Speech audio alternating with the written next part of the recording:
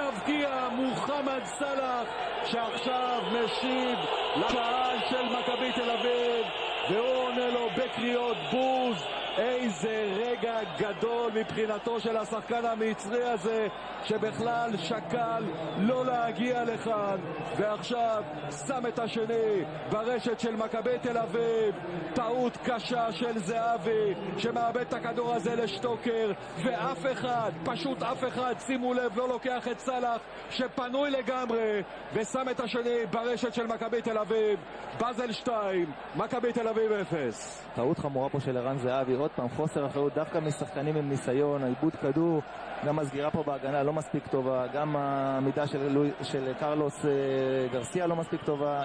יואב זיו בכלל לא במסגרת של מגן שמאלי שאמור לעשות פה סגירה אלכסונית. 2-0 זה כנראה סוגר את הסיכויים של מכבי תל אביב.